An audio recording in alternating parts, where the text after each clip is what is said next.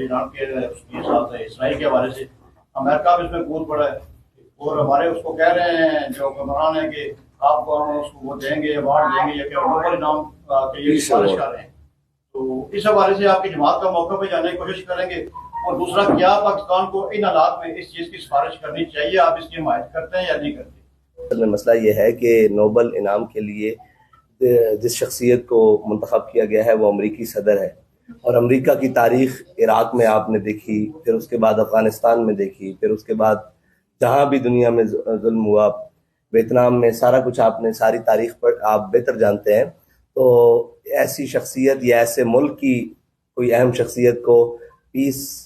کے لیے, وہ جو ہم تو اس کو ویسے پیس ایوارڈ نہیں مانتے, وہ تو ایک تماشا ایوارڈ ہے صاحب ظاہر ہے, جو دنیا میں سب سے بڑا مسلمانوں کا قاتل ہے یا دنیا کے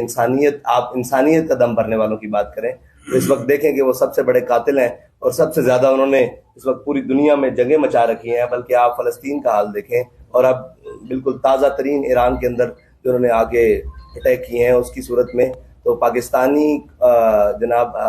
پاکستان کی جو جغرافیائی حدود ہے اور پاکستان کی جو نظریاتی اساس ہے, اس کی بنیاد پر تو کبھی بھی پاکستانی حکومت یا پاکستانی کسی بھی شخصیت کو ایسی بات نہیں کرنی چاہیے. لیکن ہم پر, وہ اقبال نے کہا, یہ زائران حریم مغرب ہزار بنے رہبر ہمارے, ہمیں بھلا ان سے واسطہ کیا ہے جو تجھ سے ناشنا رہے. ہم پر تو یہی سارے مسلط کیے ہوئے ہیں یہ یورپ زدہ, اور اقبال نے کہا کہ وہ آنکھ کے جو سرما یا فرنگ سے ہے روشن, پرکار و سخن ساز ہے نمناک نہیں ہے. تو یہ ہم پر مسلط کیے ہوئے حکمران ہے, اسی سے ثابت ہوتا ہے. اور صرف ہم پر نہیں, ستامن اسلامی ممالک کے اوپر تقریباً جو حکمران بیٹھے ہیں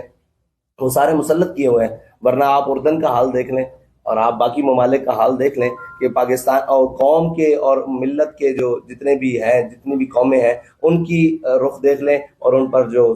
مسلط حکمران ہیں ان کے رخ دیکھ لیں. اور پاکستان کے اندر بھی یہی ہے کہ ہمارے حکمرانوں کی جناب ایک فون کال کے اوپر, یہ تو